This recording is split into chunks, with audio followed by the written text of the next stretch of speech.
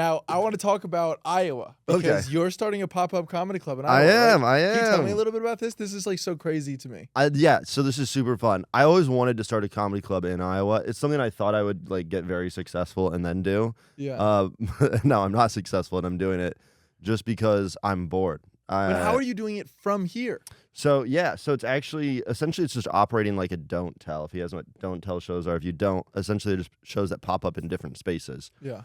So I don't have to like manage a bar. I don't have to manage like the food. I don't have to manage like that. All I need is a showrunner in a room, like someone who can come set up a microphone, and like maybe I book a local host. But what I've done is essentially I have like a super lean operation. I just need someone to, make sure there's a microphone and seats plugged in, and then check the tickets at the door, and that's it. And that's one person. And do you plan on going to all of these shows, or are you going to be running it from here? I decided executively that I'm gonna fly out next week and do a week in Iowa where I'm gonna just because I have no money. Like I truly have like no money. I'll like very candidly, I've got like $500 in my bank account right now and $2,000 in credit card debt. Yeah. So this is very like raw and open and like very sincere, real numbers. No, that's great. I'm doing this. Fair, it's even a your no massive money risk. is still like multiples of other Sure. comedians we know. Absolutely. But those are homeless people. So what I've been doing is I've just been like finding like really lean ways to market this. Mm-hmm. And so like as far as like the staffing of the venue goes, everyone's okay with getting paid a percentage of door. I literally have one person to run the venue, and then the venue is like asking for $100 a show, which is like 5 tickets at $20 tickets. And then so that's very cheap. And then to fly in and out of Iowa, Allegiant Airlines has 2 headquarters. One is in Austin, one is in Des Moines. A nonstop round trip from Austin to Des Moines, it ranges from $80 to $110. Oh, wow. It is the cheapest nonstop flight in and out of Austin's airport. So as far as like transportation costs, like if you drove a Hummer to Dallas, it'd be more expensive. Yeah, totally. So it's a very cheap travel. You can book great comedians in Austin, like very ambitious comics who have like real tangible active followings. So you're talking about flights for the comics? Yeah, flights for the comics. So it's easy. Like it's not like a big risk if you're a comic to be like. Yeah, totally. Like realistically, and sometimes you'll do the road and you'll be like sunk like $500 in travel expenses. But Iowa, you can get a hotel for like $50 a night. That's like a decent hotel, not a total shithole. And the travel costs $100. So for like $200 after that, it's all profit for the comic. Uh-huh. And then unlike a don't tell, where like if you headline a don't tell, and I've headlined probably like 9 of them on the road now, you'll get paid usually like my flat rate will go from like 150 to like 250. And with this, I can guarantee like a much higher rate because I can give you 4 shows at a venue, and I can just pay you like. So you're running weekends, not even just pop-up shows. Full weekends, 4 shows, 2 shows Friday, 2 shows Saturday. Shit, okay. Des Moines has a population. I'm like very like nerdy about this. Yo, that's why I am a creative, funny, silly person, but I've been doing my research on this. I used to do startups in college.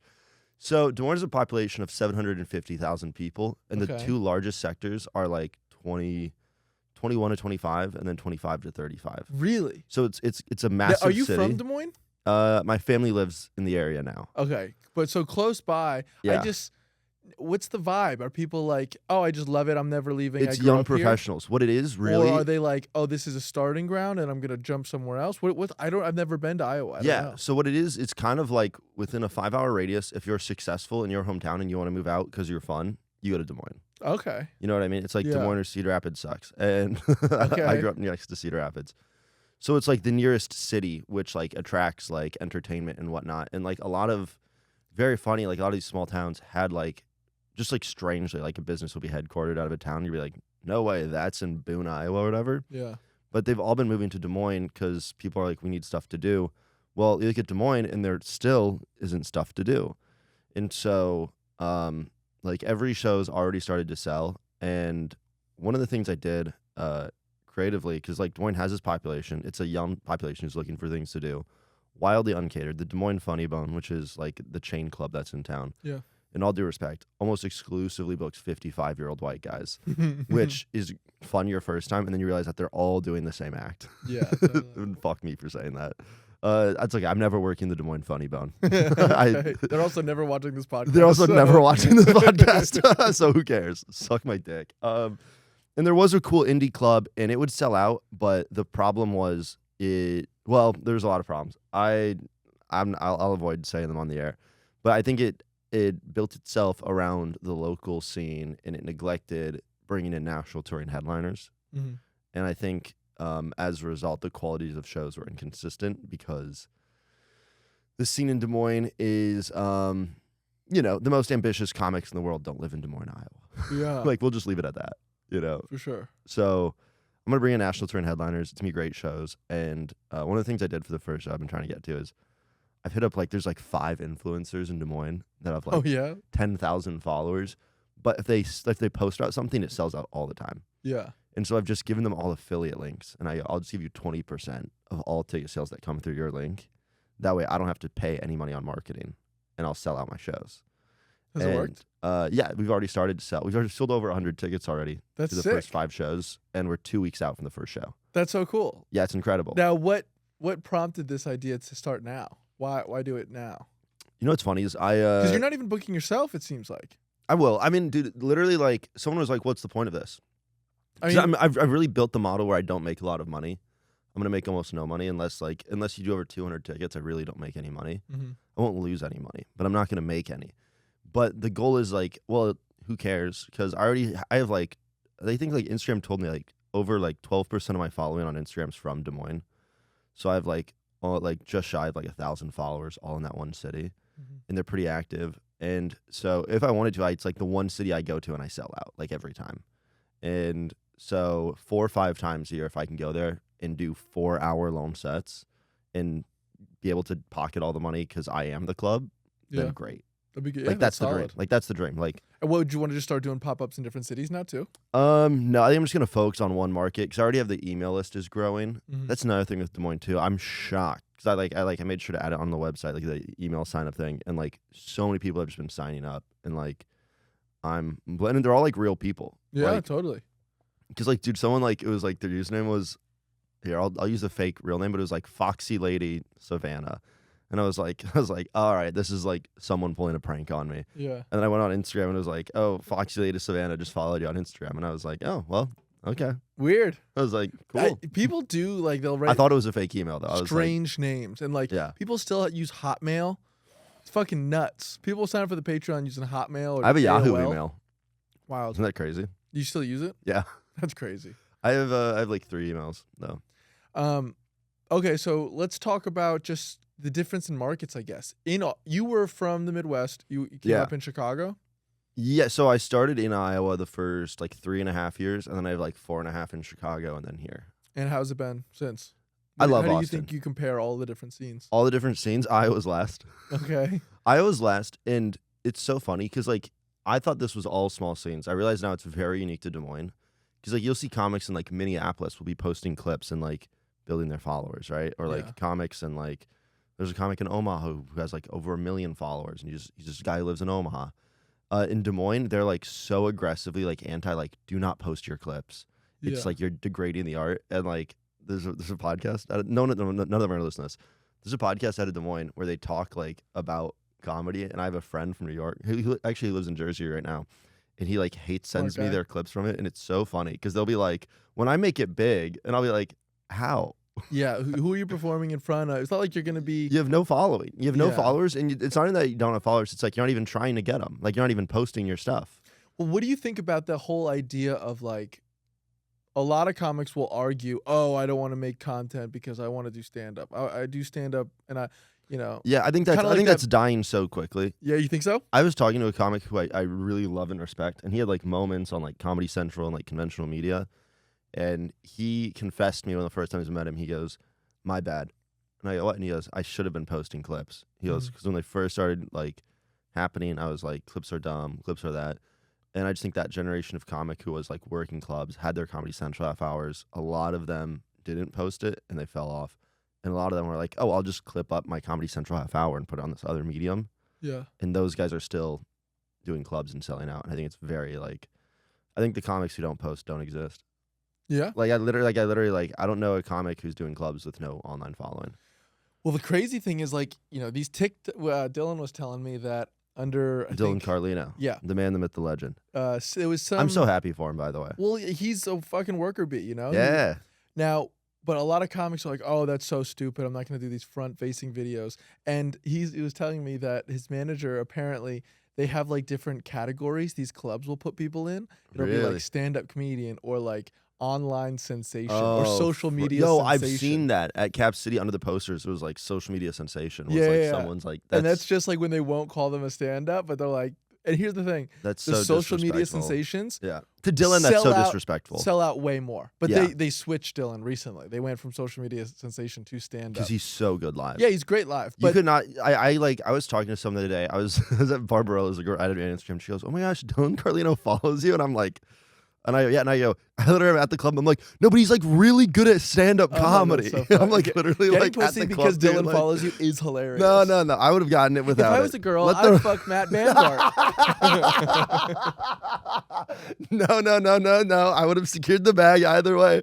But I was like sitting there, and she's like, he's not a stand-up. He just makes. And I was like, no, he's actually a very good. I'm like in the club being like, Well, yeah, because he doesn't post the stand-up clips. A lot of people don't know that that's what he does. And Forever it's Young's wild. playing in the background.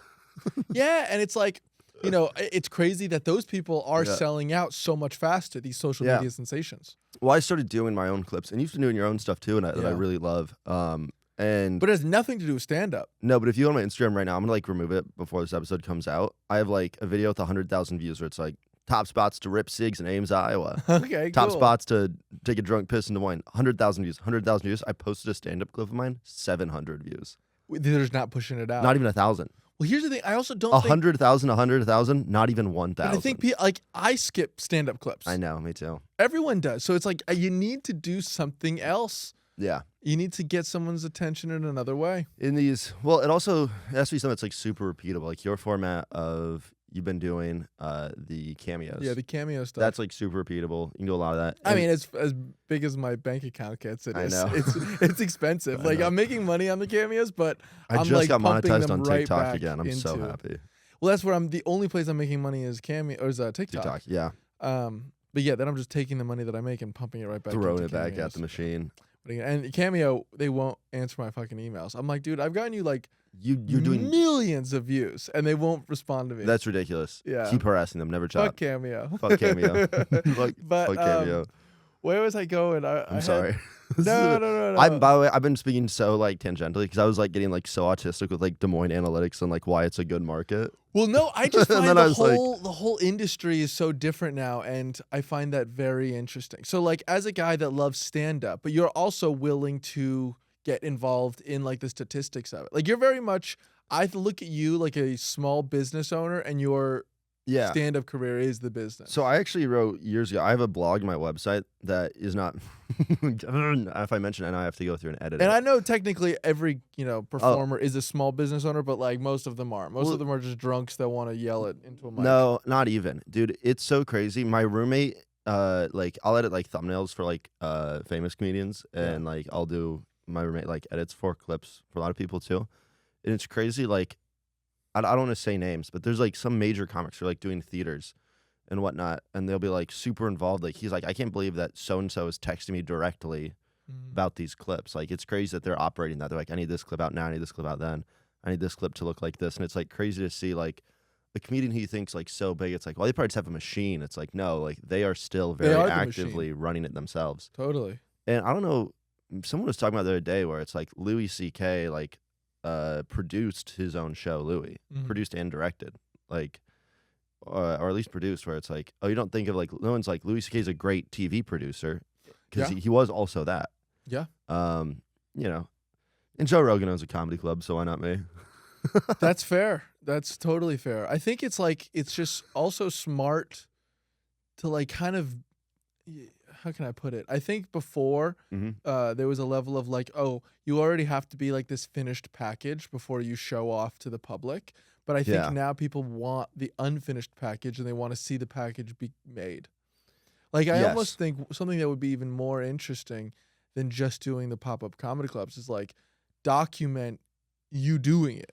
Dude, I've been thinking about it. I literally Have you seen the video series of that dude that is renovating a bowling alley? Yes. Dude, it's awesome. I know. It's like so silly and fun, and it's like he's clearly renovating a bowling alley. I don't give a fuck about bowling or this dude's venture, but I follow and I like along. I would love to make like a vlog about starting my own comedy club. I Do need it. to be. You have the It's funny, ability too. I I've mean, you've tried done the recording documentary videos. thing.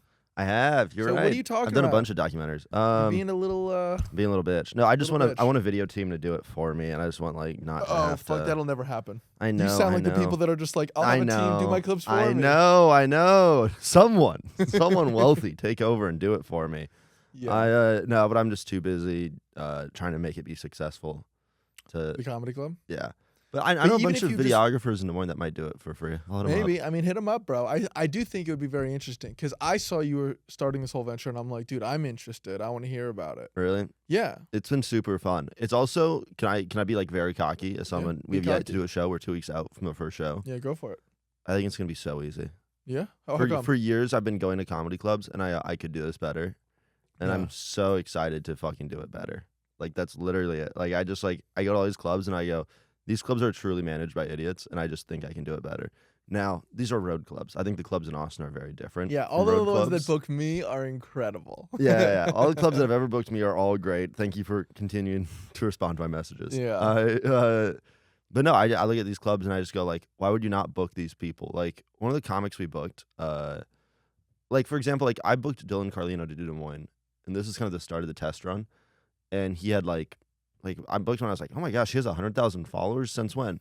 And in the 2 months from then to when he did the club, I think he went from 100,000 to 500,000. Yeah. And like within like the 2 months of like me booking him, he blew up.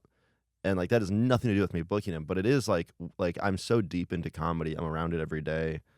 Like I know who's gonna be big before they get big. Yeah. And so if you can give me a 2 month runway and I can predict like I booked Timmy No Breaks Mm-hmm. like before he was what he is now. Yeah. I'm booked at like 10,000 followers, and now he has 100,000. Well, I think that, that's kind of one of the selling points, isn't it? It's like boutique, the next guy. Yeah, and I can book them for way cheaper. Mhm. Like I can book him before the manager's like, I demand 2,000 minimum, and I'll be like, like, Yeah. I mean, if you sell out the shows, you'll make 3 times that. But I just can't like be making ridiculous guarantees. Yeah, But totally. I can book comics before they blow up. Well, one of the things, I have this production company called Arrogant Menace, and Very familiar. yes, we are going to be doing a show soon, maybe in like I'm thinking late September is the next one. I'm talking to the guy about booking right now. Yeah. But my whole point is like comics don't know how to do this stuff. And if I Yes. can just like get you a quality tape and like put like a good show on, I think that would help a lot of people maybe get over that jump of like, I don't want to fucking clip it up. I don't want to do anything else. Yeah. Because I think it is really discouraging when you are, especially when you're stepping out of your comfort zone and then you like post the video and it bombs.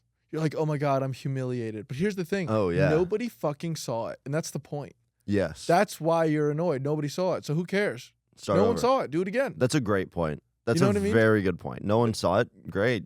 Do it again. Deader. Well, dude, I posted a stand-up set on YouTube that got like, it was like a 20-minute set, 5,000 views, which to me is like very good. It was not a special. Just No, like that a is great. 20-minute set. And I was like, great. And I just released another 20-minute set that wasn't as well shot, and it only did 175 views. And I was like, oh, but it's like me murdering. And I was like, oh, this set's so good. I'm very loose on stage. Mhm. And I think stand-up wise, it's better than the first set, but it only did 175 views. And I was like, and like the thumbnail's good, the click-through rate's good. Like I'm looking at the analytics, and I'm just like, just needs to be multicam.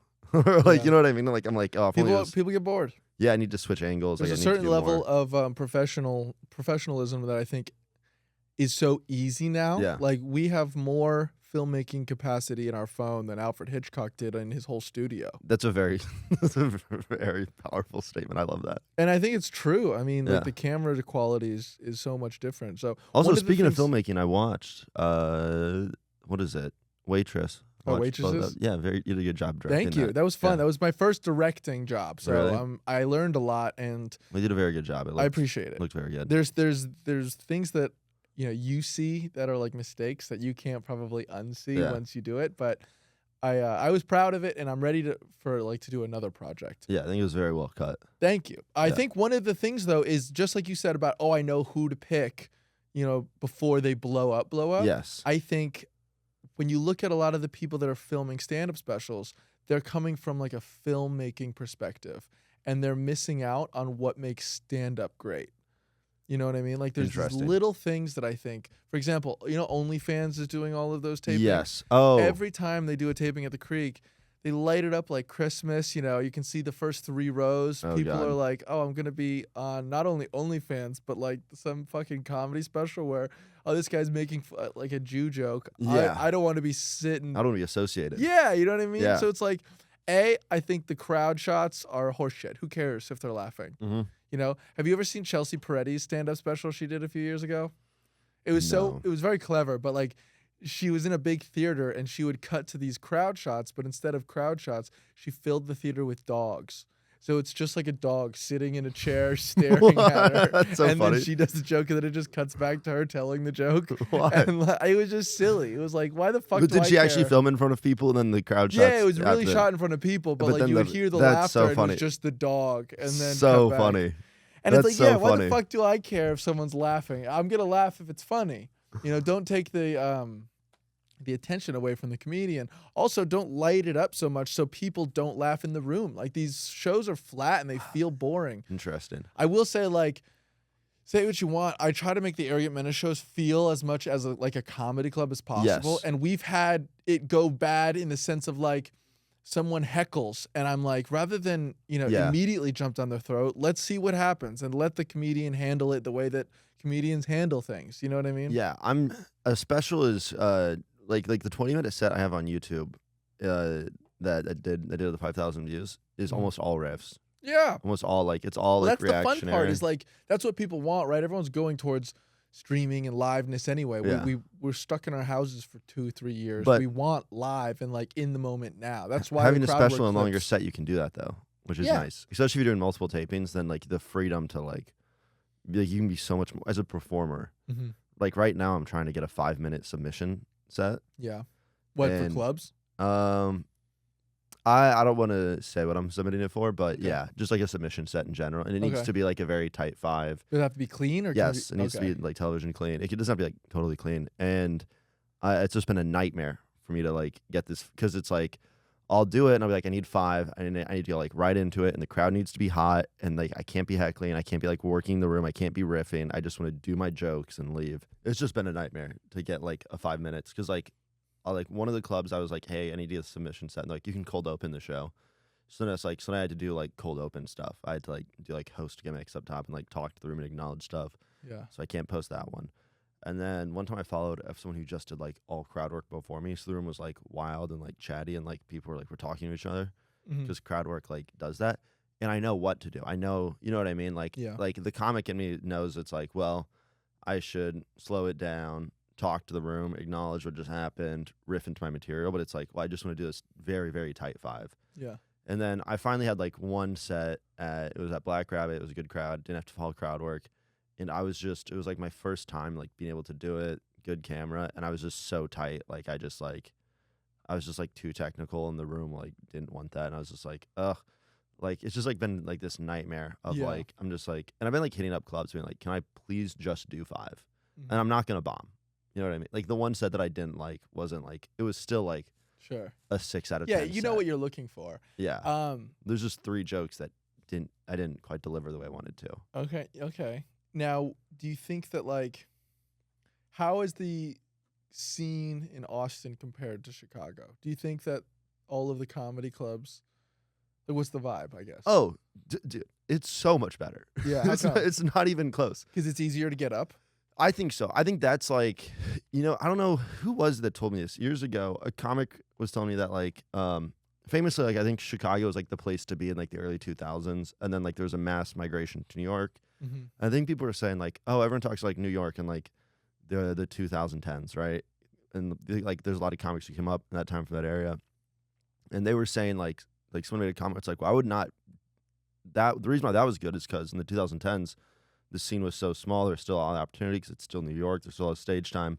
So we could all get up very accessibly every night of the week in front of crowds. Like I wouldn't, like someone, I don't know who this is that I'm quoting, but like they were like, I wouldn't go to New York now because now it's impossible to get up.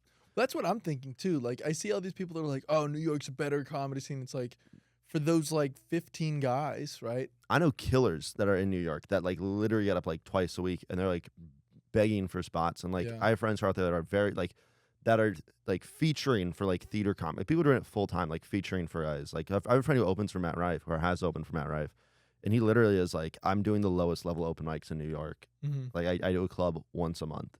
In Austin, it's like, but if I'm not doing a club spot a week, like I feel like an idiot. Mm-hmm. and I don't even like, I'm not even like past like that, you know? Yeah. And even like, dude, like in Chicago, like just the respect you got from club staff, like was like, you felt like it was like insulting sometimes. Like I used to live next to Laugh Factory, Chicago. I don't care. I've called out that club so many times. I really don't care. It's a great club. Like the crowds are good. Like I would walk in, they'd be like, "Oh, we can't let you in," or like whatever. And like the staff would always give me shit at the door. They never paid me. And it was just like they'd be like, and they kept like changing the rules. They'd be like, "Well, you have to do an 8-minute set to get paid," but like 3/4 lineup would be doing 7 minutes. Yeah. And I'd be like, "So you're just not like you're doing a show and like 45 minutes of it is unpaid comedy? Mm-hmm. Like what are you talking about?" And then they finally like they sent out an email and they're like, "We're finally gonna pay comics $100 a set." And I'm like, "Well, you're paying 6 comics a night over 3 shows, like Yeah. you're not paying anyone." And then they would charge you for drinks, and it was like this whole thing. And like the staff would act like they didn't know who you were. The And bookers, you feel like none of that happens here? the bookers, like one time the booker like literally goes, "This new generation of comics tips so much better than the other generation of comics. That's why they keep getting booked." He literally put that on Facebook, and I was like, "Oh yeah, like I'm borderline homeless." Wait, Like, back I'm up. s- He's I'm- saying the new generation of comics tips better? Yeah, just these trust fund kids who came into the city and like were just like Oh, buying their okay. way in, and I was just like, "Yeah, like I'm not tipping $10 on a $7 drink, like, yeah. and if that's why I don't get booked, then that's crazy." You I know what I mean, mean? yeah. It's not that I'm not like Do you think that's in right not now at in all. Chicago? Austin is I really don't know. I'm so disconnected from the scene. Zany's Chicago's perfect. Zany's is a perfect club, and the staff there rocks. Okay. I sincerely mean that. I sincerely mean that. Okay. Yeah. And But yeah, and then so those are like the 2 main ones. And then there was like indie rooms that were like not really, but kind of comedy clubs. do you feel like there's different cliques here in Austin? In Yeah, terms there of, are, like, for types sure. of comedy? Yeah, Okay, what would that be? I think, dude. I call a group of comics the hot comics. Who are the hot comics? I'm not gonna say their names. Okay, we don't. I'm not saying But, names, like, dude. Is it like Dude, you're gonna get me. Mothership comics? Oh yeah, there's or like is the it, Mothership crew. I think there's like clubs that have their own staff. So there's definitely like the Sunset crew and the Mothership crew. Yeah. And then like you'll see comics who's like the East Austin crew. I think are like the cool comics of the scene right now. Okay. Because like they won't even talk to me. Like, and it's like Okay. guys who like I thought I knew, and they'll be Yeah. like now when I'm there, like I'll literally sit outside, people like walk by and be like, "Hey," and, like look away, and I'll be like, "What?" I'll be like, Yeah. "Dude, I'm getting big, So it man." is bitchy here. It in is. It is. Austin. And I think it's very funny because like I started doing this thing where I'll go out and write, and there's these benches out front of East Austin, and I love writing there. Okay. And I don't know why. I feel like I write so much when I'm out there, and I never get stopped because I'm not cool enough for people to want to talk to me, Mhm. and like I'm not famous enough for new comics bother me, Yeah. so I can just go and write there, and There's I love it. anonymity right in front Because of I'm the around club. comedy, and I'm like, yeah, and like I feel it. Like I feel like the pressure because I'm next to a But stage. here's the thing. I think that's good. I think just being around it is Yes. like important. Yeah, You know, like right now, I'm at a point where I have my new baby and I have a wife and I have to like So I'm the cool. only one that has a job. So Yeah. I'm like supporting everyone. dear Lord. So I'm like, bro, I don't have time to go hang out, but I do miss hanging out. Yeah. You know what I mean? And unfortunately, because you don't hang out, you don't get booked as much. Yeah, So it's like, and how can I put it? You kind of just have to be there, you know, and then that's when things happen.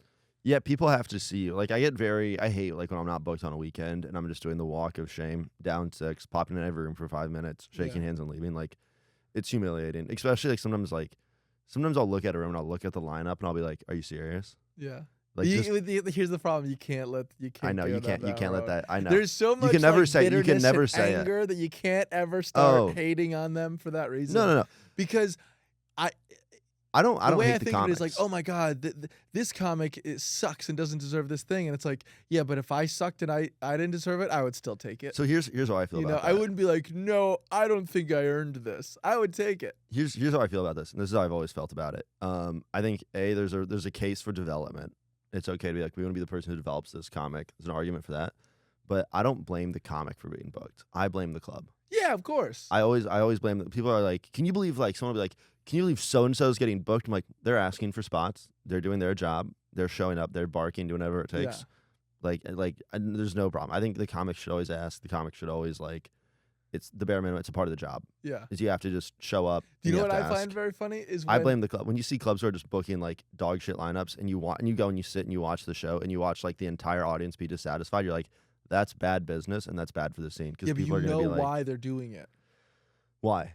What's your case? There's a whole bunch of different reasons. Yeah, some people are cool. Some people have credit. Some people Some bark. people are good drinkers. Some people are yes. You know what I mean? Yeah. Some people are just like Yes, there's at the end of the night, and I don't begrudge those people. No, there's some very good drinkers. Yes, and I know. Yeah, we don't need to name names, but I know exactly who you're talking about. And yeah, but it's very like.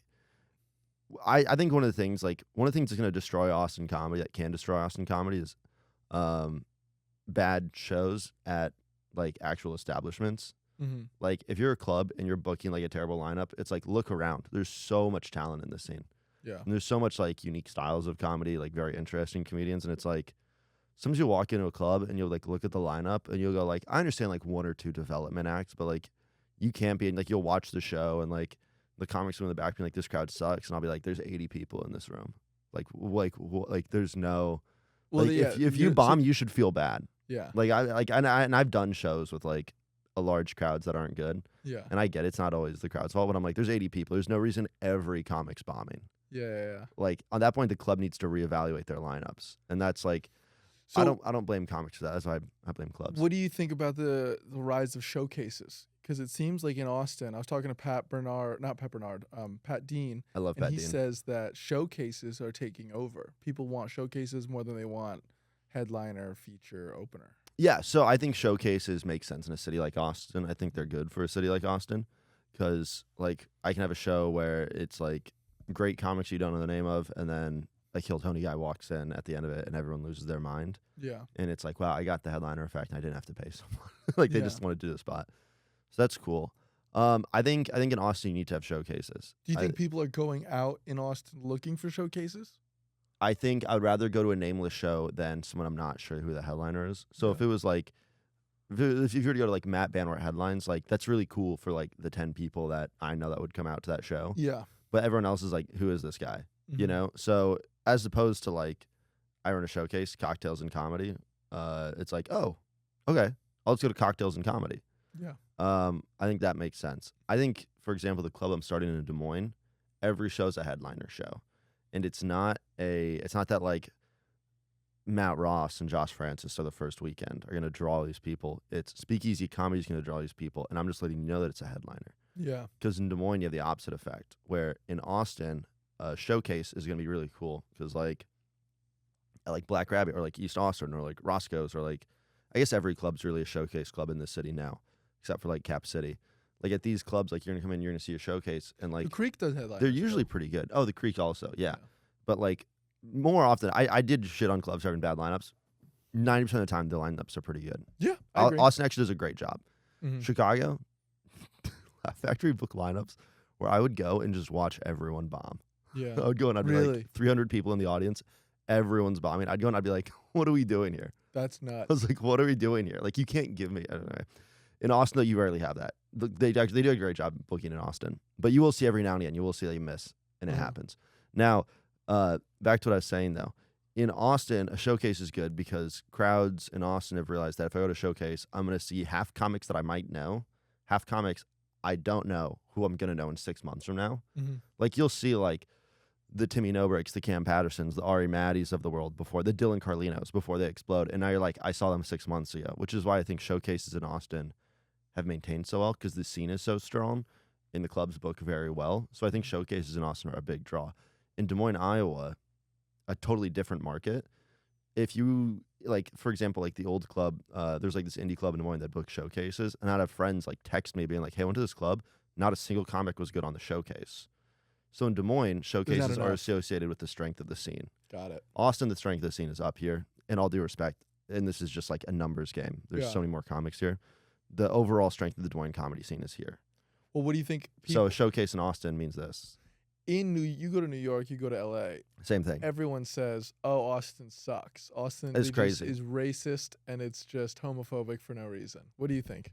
Yeah, I think that's crazy. Yeah. I think Austin has such a vibrant and interesting alt scene with like a wide variety of styles. like more comics need to be vocal about that, because I'll see like these podcast review channels. They'll be like, Shane Gillis made this comment about Austin. Austin's all homeless people and gang violence on the streets. And they'll be like, Yeah. or like these yeah, Joe Rogan heads, you know, I don't know, like Bert Kreischer secretly hates Austin. Joe Rogan's wrong. Everyone hates Austin. And I'm like, the scene is great. Yeah. The comics are like, I just made like jokes at like the East Austin guys like not talking to me. They're comparatively way nicer than 90% of the comics on the road. Well, that's Like, the thing. I can't think of like, it doesn't feel the same way as New York did, where there's like almost an animosity towards the competition. yeah, in my Chicago, opinion. I felt that too. I feel like in Austin, even if people aren't best friends with each other, Yeah. you don't really like wish harm on each other. You know what I mean? Yeah, the animosity I've had that's come out throughout this episode has been flashbacks to Chicago and Iowa. Yeah. I think about Austin, I'm I'm in a safe space again. Well, ironically, it does feel more like that. Like you can, Yeah. you know what I mean? You can do whatever you want here. Austin has, I call this, I've coined the term, count it, this is on the record. Which camera do I have to point to? I coined the term. Austin has what I call all edgy alt or alt edge comedy, Okay. where Chicago had alt comedy. And when I started off, so I've been in comedy for 9 years. Yeah. Started when I was 18. When I started off, like alt comedy was like super like cool, and it felt like crazy. You know, it was like, oh, this is so dirty. You know, like Bo Burnham was being like, words, words, words, and he was talking about coming to women's faces. It was like, but it was like really smart and clever. Sure. And then it kind of turned into like alt comedy became like this like, and like I hate to use these like buzzwords, so like fuck me for talking like this, but it turned into like this like theater kid molded. Like I feel like the theater kids took like what Bo Burnham was doing and like John Mulaney were doing, and they started being like. And the whole time, like, John Mulaney is, like, doing drugs and, like, cheating on his wife. Like, Yeah, I know. which is out now, by the way. I can say that. And, like, and they were like, no, we need these theater kid comics. And they painted them as, like, these, like, bastions of, like, safety and, like, security. And then, like, all became, like, very, like, so clean. And, like, and I hate to be, like, it's so, like, overdone. Be like, we don't want to be offensive. And it's, like, fine. And I get that. And I think that's fine. I'm not a shot comic, nor am I advocating for shot comedy. Yeah. But Austin has done the opposite, where you still have, like, the spirit of, like, alt bizarro comedy, but they're not afraid to also like have that edge to it. And I Yeah. felt like when I was in Chicago, the alt comedy scene, that because I'd still go watch like shows at the Annoyance Theater in Chicago. Now and, you're talking about Iowa, like the alt scene, like Casey Rocket. like improv. Yeah, Casey Rocket, like alty, unoffensive, but also like not afraid to say something just crazy. Mm-hmm. Like I think one of the sketches I tell people about, where it's like I thought it was so funny, and like pardon me for using the R word here. It was the science fair for retards. It was Okay. is what it was. It was a sketch on Good Evening News, and it was like, "Hello, school! Today we're doing the science fair for retards." And I just remember like laughing, Yeah. and it's like that would have never happened in Chicago. But the idea of doing a science fair for like the special needs kids and calling it that is so funny. Well, Good Evening News is great, and I don't think you could. I mean, I don't know about any other shows like that. But in- it was like alt, you know what I mean? 'Cause Yeah. it was like an alt, like it was like this weird like improv sketch thing, and it was like these they're kids, still and they were doing like, it, right? yeah, Good Evening News is back. But I just Yeah. remember this one particular sketch, like fucking the science fair for retards. And I just remember like so funny because like the kids were like playing these innocent kids, and like, "Fuck this retard," like the principal. Yeah. And I was like, oh, that's so funny. That's so like, oh, I just remember like laughing so hard at it. Like, and the concept was so funny. But I was like, it's okay that we use the bad word because we're making fun of like how inappropriate the word is Yeah, here. of course. They're not. The joke isn't on the person. Yeah, the joke isn't like, well, it kind of was because like Ryer cameraman was like on stage, we were like, ooh, and like I made a volcano, and the volcano shaped like a penis. Nice. She goes, it looks like my uncle or something like that. And it was like very dark, very dirty, very crass. But I was like, this is what alt comedy used to feel like, where it's still got like the edge, Yeah. where it's still like I'm watching it, I'm like, ooh, this is naughty, this is bad. And I felt like alt comedy lost that, where you're like, you'd be watching it, you'd be like, can you believe they're fucking like, I remember when the song I'm on a Boat came out, Mhm. and I was in like middle school, and it was like, dude, there's this video, and they're on a boat, and they're swearing like crazy. Yeah, we were like, yeah. he's like, it's like the whole joke is that he's just like overly profane, Yeah. and that it's just like a dumb, mindless thing. But it's like, but he's swearing. He's like, and there's like naked women in it, but it's just like he's just on a boat, and it was like. Yeah. And it felt like dirty a little bit. And No, of like course. comedy needs that. And it felt like alt comedy lost like that, like, oh, this is dirt. And like it turned into like in Chicago it became a cliche where it's like if you're just on an alt show unless there's a guy in a diaper. For whatever reason, like that became like this weird like alt comedy, like sketch comedy cliche where it's like just white dudes in diapers. I don't know why. Okay. But they were just trying to like encapsulate like that edge again, and they were like getting into like weird stuff. And I think Austin comedy. Why would they is, be in a like, diaper? I don't know. It was just this weird. They thought it was very funny. Okay. I think they were just like trying to be like dirty and risque, but they didn't know how to without like being Offending like someone? completely safe. Yeah. Yeah, that makes sense. I think it's cool that Austin, like, you're allowed to take these big swings, and that and people are gonna like misquote this and be like, oh, I don't know, no one's gonna watch this, but I hope not. Maybe if I say enough bad things about just enough start shitting on more people about enough groups of people, eventually they will share this. The baby group is what gets us. The Jews, like, the adult the adult baby community. I think furries deserve to die. Do you want me to keep going? Disney adults, not that bad. Theater kids, they deserve to die. It is interesting how you're right. I'm trying to get this video to go viral, dude. But I do feel like the theater kids kind of co-opt comedy. They co-opt all. Which is interesting. It wasn't like they were very separate. They made it lame. They tried so hard to co-op rap. They tried when Hamilton came out, and fuck me for saying this, but no, why not? People are saying it. Hamilton is not rap. I am the son of a Scotsman in this dumb, high-pitched, nasally voice. I've never even heard Hamilton. Dude, it's so bad. It's so bad. Not if people are saying it. It became like the popular thing where it's like, yeah, Hamilton's the first hip-hop, all-rap musical. And it's like, just listen to it. You're like, well, this isn't rap. And like every theater kid was like, yo, this is rap now. And it's just like some guy being like, I am the son of a bastard man. I am a dirty dude. I was kicked in a can. And it's just like that. It's like the corniest lyrics. And people are like, no, dude, this is rap. And like theater kids were like, we're trying so hard to make like this weird theater rap a thing. It's so weird when you're like, what are you listening to? Oh, I'm listening to the Hamilton soundtrack. Kill yourself. The top 1% of Hamilton soundtrack listeners on Spotify. Like, dude, listen to real music. But it's like, it's worse. Like people like shit on like frat rap and like white rap, and it's like, I can assure you, whatever the fuck Lin-Manuel Miranda thinks he was doing was way worse. Now, here's a question: Where do you think the alt is now, like mainstream wise? I think mainstream. That's a great question.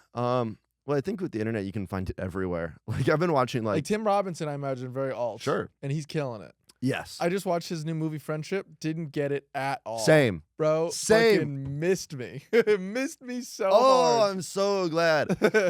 I watched it, and I was like, oh, that was, like, an interesting narrative piece, but, like, I rarely laughed throughout I laughed it. at the beginning when she was talking about her boyfriend in the AA meeting, and she's like, oh, I fucking haven't come in 6 months, but I'm talking to my ex-boyfriend again. And her husband's like, what? But other than that, lost me completely. Yeah, I can't stand like the genre of film where the protagonist is just unlikable and does everything wrong. Yeah, well, like, that's the thing, I'm just right? like They're unlikable. I just get too squeamish. I'm really like a bitch. Like I'm just like sitting there and I'm like okay, and like I get what it's doing. I get like, you know what I mean? Like I can like. I don't know. It's not for me. I think even if the I just don't person think it's sucks as a person, they can still be like entertaining. Like Adam Sandler when he was in Uncut Gems. Sure.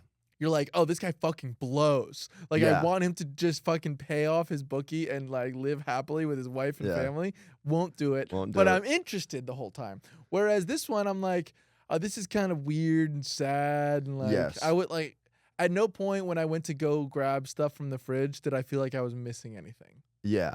Yeah. It's kind My of wife's just like, should I rewind it? I was like, you're good. Yeah, and at some point it just got like so sad. Like the circumstance was like so sad that like I no longer found it funny. Yeah. There were like the drug scene was funny when he does the drugs Licking and he just like that was like silly, but it's like at some point you're just like, oh god, this guy's life is actually pathetic and sad, and like I just can't even. I just feel sad for this guy. I'm too empathetic. Now, do you have movies in your future? Do you think is that something you would want to do? Like no, film? I mean, if it happens, it happens. I really just want to do stand-up comedy. I love stand-up comedy. It's all I want to do. Do you think that you could live the life of a comic just on the road every weekend? Oh, dude, I mean, I'm like a washed-up Midwest road dog. Oh yeah, why is that? No, just because I used to like do shows. Like I used to drive like 3 hours out of like my old pickup truck. But do you still want to do that? Do you want to do that for the next 30 years? Is the question. I mean, it'd be not at the same level I am right now. Yeah. I'd like to be making like real money and like being able to like. What stay do you think in nicer you need hotels. to do that? Like, just is it a numbers game? You hit 150K on Instagram and you can sell out your road gigs, or what? That's a great question. I think that's part of it. I think just however you build the following, it can be like some people like sell shows because they're so big on Reddit. Like Reddit? Who's a Reddit comedian? He's everywhere, but Jeffrey Asmus. Like, he has 100,000 Instagram followers. Big on Reddit? He has his own subreddit. And like there's numerous comics I know that have their own subreddits that like have like fans that love them and are like keep in contact with their communities over there. Like there's guys who are just bigger on YouTube who do all in community posts. Like You know, I always you just kind of have to be everywhere, and it's okay. It's a lot of work. It's just so interesting to see there's so many different avenues. There's so many different ways to skin a cat. Like you have the Dylan Carlino, blows up on Instagram, sells out everywhere he goes. You also have like the Marcelo Hernandez. SNL, yeah. He just went from barking outside of the street to like now SNL cast member, now in fucking Happy Gilmore. Like me and Marcelo used to fucking bark outside the Grizzly Pear together. Yeah, and I was like, but it's so crazy to see the transformation. Yeah. You know what I mean? Like, oh, he is one of those people that almost like the industry plucked out as a darling and then made into a celebrity. Yeah, there's people and that doesn't like really happen anymore. I think after Pete Davidson, you really won't get that many. Yeah, it's less and less, but like you kind of saw that, and same with like there's so many avenues. Like there's in the industry darlings. There's also like whatever it is, like you have to be on the cutting edge of the next thing. Like, cause like. But what do you think it is? Is it? Are you chasing trends, or do you think you have to just go into what you're interested in and focus on that? Because to a certain extent, you're like, oh, Rogan was there's no way that he was chasing the trend of MMA and all the acting and everything else like that, and it seemed to work.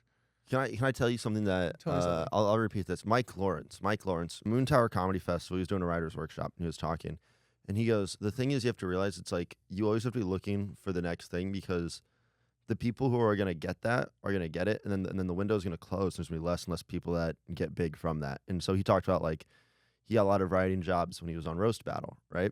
He goes, so people are getting through in the next thing, and then that window's closing. So he goes like, in 2015, 2016, it was Roast Battle is how a lot of people got writer jobs. Or like, then it was like Twitter, a lot of people got writer jobs. And then it was like, and then it was like Instagram, and then it was Reels, and then it was TikTok. And then, and it was podcasting was somewhere in the middle of that too, right?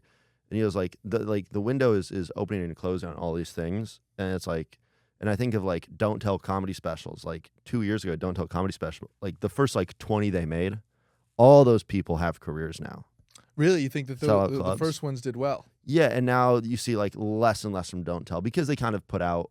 I don't like the way they release them. They release like 3 a week, and like you just can't release 3 hours a week. You have to space them out more. But yeah, I think like Don't Tell's like used to like Michael Longfellow got Don't Tell, did 1 million views, and then got an SNL. And like you'll see like people like that, but like you just have to always like be looking to the next thing. But I also like. Here's the thing. I think a lot of people are chasing, oh, I want to be the next big thing. And that'd be nice, but like I don't even really want that. I kind of just want like 1,000 people that fuck with me heavy. Same. And then that's all I need. I want to move 100 tickets in every major city in the U.S. Whatever the top 50 cities in the U.S. are, I want 100 tickets in every city. What, 5,000 people? Give me 5,000. And like, here's the thing. I'll 5 times you. Yeah, but here's the thing. 5,000 people. If 5,000 people give you $10 a year, that's great, bro. That's a good living. I'm set. I'd be very happy with that. Yeah, as long as it accounts for inflation. Yeah, exactly. With a 2.7% increase every year. As long as it's not taxed. I don't know. It's just like I think the world is changing in a way where that's a lot more likely, in my opinion. I think, and I keep. Your parents are like, "Oh, you're doing this entertainment comedian thing. Yeah. It's a pipe dream," and I'm like, "Really, it's not. I only need it." Yeah. How do you believe in your son? Well, there's 1 and 2. I only need 998 more. Oh, come on now, sweetie. No, but really though, I think 5 like anywhere from like 1 to 10,000 people is all you need, and I don't want to be like I mean, once again, like if it happens, like it happens. I'm not like. Like I'm not gonna be like, oh, I'd hate to be John Mulaney level famous. Like, oh, I would hate to have numerous mansions. Like, dude, I'm not gonna be that. I've already sailed on that ship. I don't need to be that. I need, like you said, 5,000. But it's also like, you have to, what is it? Getting older is just realizing things about yourself. Yeah. And bro, I have realized certain things about myself. For one, I don't want to be that famous, because think about it. You brought up the podcast like reaction clips. When you're that famous, people are just going to be judging every single thing about you 24/7. Yeah, and I think I used to watch them. I thought they were like insightful, but now I watch them. I'm like, these guys are just like hater losers. It is. There's a lot of negativity. Or like they around just it. don't know. Like when they're talking about like Austin as like they say Austin is this gross city filled with homeless people. I'm like, yeah, but like LA is so much Yeah. worse. Mm-hmm. Like Well, it's New hard York to- is so much it's worse. hard What are you to- talking about? Yeah. Well, this is the biggest problem I think with that is like Yeah. the podcast reactioners will only go based on what other people are Yeah. saying. And a lot of these other people aren't even really tuned in. Like, let's be honest. Shane Gillis lives here. When was the last time he like hung out at any of the clubs where regular comics can hang out? Yeah, right. You know what I mean? It's not like they're not at the hanging in the back of the creek. They're not Yeah. going to Good Evening News at Sunset, or I think it's at the creek now too. Yeah, it's at the creek. You moved to the Um, creek. But you know what I'm saying? Like these people that are making these comments about the scene aren't even a part of the scene. Yeah. Joe yeah. Rogan's not a part of the Austin comedy scene. No, he's not at all. No. Like I've literally I've never even seen him. Yeah. And I've like, you know what I mean? Like You've been here I've for been years. around his club. I've gone to see shows in the balcony of his club. I've never even seen Joe. Yeah. And I tell people that all the time. People are like, oh, I'm sure you've seen it. I've seen Shane Gillis around. You know what I mean? Because like he'll Yeah, pop but- up at like random places and they'll be like, oh, cool. Like they did a party at the creek for the premiere of Tires, and he would like hang out. But I Yeah. mean, like if you're gonna be a part of the scene, you have to be a part of the scene. You have to be like Norm at the club, where you Yeah. can show up like, hey Norm, how you doing? Like, and you Of don't even have course. to be a good comic. There's a lot of like really shit comics that are just fucking good hangs, and they're a part of Yeah. the scene. You know what I mean? Yes. Yes. No, I was gonna say a name and be like, let's get at least one viewer on this podcast. Yeah. Dude, I'm Just stick always all like, of it in. I don't ever even think about like who's watching these, because I think once No. you start to do it, it fucks with your head. No, you don't even worry about it. Yeah. I just talk shit aimlessly. I don't even care. I don't know. It's fun. Last thing I wanted to kind of touch on is like, tell me a little bit about. I guess you have like clearly a very analytical mind, and you're very like, I think as I much can as be, yeah. as creative, you are also very left brain. Sure. So tell me about like YouTube and how you got involved with it, and why like you're obsessed with YouTube. I feel like. Oh yeah, dude. Well, You're I'll like tell you. Mr. Beast of the Austin comedy scene. Oh, I don't know if that's true. I don't know if I have that level of success. What it was, I've always like loved YouTube. I got like super into it. So let me think of how I want to go about this real quick. When I was in Chicago, I don't know how much credit I want to take for all this. I'll be real. So I started this show called Sticks and Stones in Chicago, and we had the idea. My business partner had the idea of like, let's start uploading this on YouTube, right? And then we started posting it, and we were getting like a handful of views. And it was like literally filmed on his like Samsung Galaxy, like Oh, on a really? tripod we had like rigged to the ceiling. And those were the first few videos, and we were like, oh, we're getting like 500 views a video. That's pretty good. And then we're like, let's just keep doing this. And then we're like, the show started selling more and more tickets. Word got around the show was good. And then like after a few months, we're like, let's hire, like I'll bring my camera. And so then we shot like maybe like 3 shows on my camera. And then we had some issues with it and we didn't get all the battles. But those ones with the higher camera quality did better. And then we're like, let's bring in a video guy. And we got a video guy to do it for like nothing. It was Justin. I love Justin. And so we were doing this video guy who just like loved the show and like saw the vision. And so then the video started doing a little bit better. And then we hit monetization. They started making money. And we go, oh, we're making like, $100 a month off this. Okay. And so I go, well, let me just start studying to see how we can make more money off this, because this is like a revenue. And if this happens, then we can pay Justin more. We can pay, the comics more. And that'd be like so cool for me. Right. So then we start doing like thumbnails. So we like, my co-producer at one point started making the thumbnails, and then I'd be like, hey, like, I'd started like shopping them by like other people, and it was like, how do we get higher click-through rate? Because go to the analytics, and then I started getting like obsessed with the analytics, and this is how I was like making my money. Like I lost my job at this time, and so I was like, I got to make money off this, so I got to find a way to make YouTube work immediately. Mm-hmm. So then I became like hyper obsessed with like, how do we like make this better? And so essentially this show turned into like my full-time job, when then I just essentially like, I was already doing like digital marketing before this, and I just got really good on like trying to figure out like virality, pacing, like how do we cut, where do we cut, no copyright in music, blah, blah, blah. Like what's the best optimal thumbnail? What's the best title structure, description structure? Where is our search traffic coming from? How do we lean into that? How do we get put up in these other places? And I just became like obsessed with it through that one show. And then at one point we were making, I mean, I'd thousands of dollars a month off YouTube, and we were like every post an hour-long video, we'd get like anywhere from like 15,000 to like 40,000. So I think we had a few outliers that were like over 100,000 views, and that was like making us like real money. And so yeah, so then I started.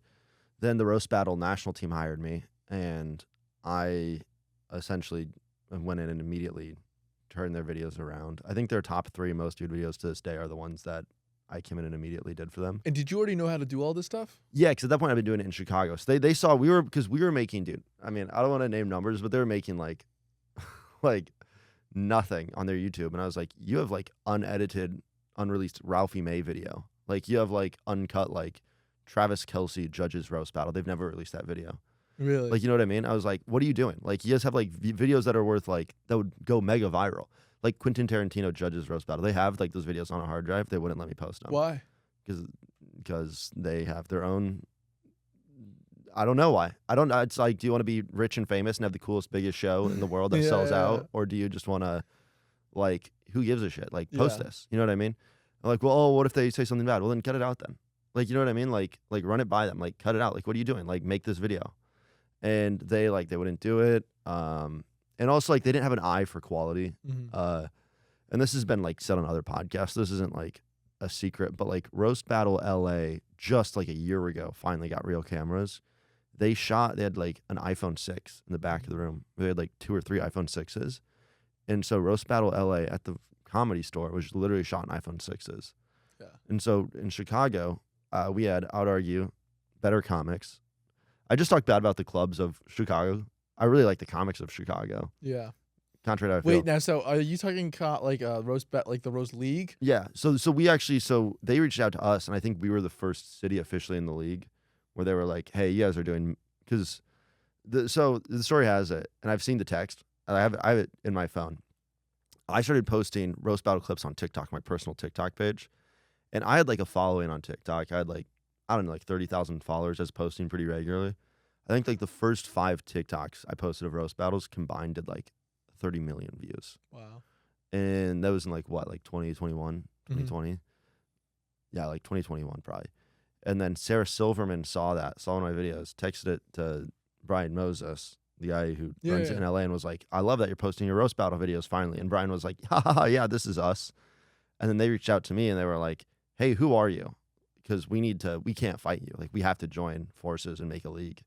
And that's kind of what happened. That's like started the roast battle clip movement. That's interesting. Yeah. And so, yeah, my videos went viral, and then they were like, we got to keep doing this. We got to work out. Now, it's like, because they won't tell you this, but they told us like numerous times, the Comedy Store LA almost cut roast battle because it wasn't selling tickets. That makes sense. Then, 30 million views, and all of a sudden the show's relevant again. I think that there's a lot of things that, like, maybe it's our generation, but like we can see, oh, this would be a home run idea if you moved forward with it, but people just won't do that. Like, whether it's, they're afraid of being the first ones to try anything. Like, I remember there was this one club that I pitched where I was like, hey, I got a great idea. What if we interview the headlining comic and then just post clips as like, Great idea. Great idea. So easy, and also promotion, free promotion. It's like, literally no, free. We don't want to bother the comedians. No, they have nothing to do during the day. You know what I mean? Yeah, like, they have nothing to do during the day. What the fuck? The comedy club Kansas City does that. The KC Comedy Club. The owner now interviews the headliners and has like a podcast, and it doesn't have a big following, but it's like if you have 20 regulars that also buy tickets to your club. Yeah. Golly, is that worth it? Yeah, dude, it's fucking crazy. Like, literally. Now, where do you see yourself in the next couple of years? Let's say that probably doing Madison Square Garden. There you go. No. But what's gonna happen though? Like, let's say that this Des Moines Comedy Club just fucking takes off. Oh, dude, I literally don't even like. I want to get it to a point where I don't even have to really operate it. I want to hire out a staff. I want it to get profitable, and then I just want to do it 4 or 5 times a year. The inspiration for it comes from. Do you know who Nate Jackson is? Yeah. He owned a comedy club in the Tacoma area, I believe. And he had this Nate Jackson super funny comedy club or something like that. And he would like show up and do it all the time. And now he's on like Netflix. He's like a superstar. Yeah. But he had this club where he was like, he would just run this club and got really good doing his own stuff. And I think I just want that. and I want to do Des Moines 4 or homeroom. 5 times a year. I just want a homeroom Yeah. where I can like, because I love when I can be really loose on stage, and it feels like I have some like headlining dates coming up that are cool, but you have to have like abundance. But why not start a room in Austin? Too much competition. There's so much competition here. I think Des Moines is like so easy, and I think the crowds there are so nice. And also, you're talking about that showcase thing to tie back into that. This club is so I booked 2 headliners and they switch out, and then the headliner becomes the feature for the other comic. Mhm. So that way, I only booked 2 comics a week and then a local host. So you're gonna see 3 great comics. That way, oh no. Can I finish my train of thought? Or am I lost? Am I lost? Anyway, the idea is you keep you only book 3 comics. That way you can maintain a high quality. You don't run through local hosts that quick. Mhm. And like it's just a quality control thing. And then that way I only book headliners. So that way, like if a comic reaches out like I want to do your club, it's like, well, you don't have 100,000 followers, or like Yeah. it's like point to a thing, you know. Yeah. So that way I only get to talk to comics who I think are great. And like if anyone hits me up, I'll be like, oh, like, you know, like a lot of my friends have already asked for spots, and I'm just like, I'm only booking headliners. Yeah. And so No, that's awesome.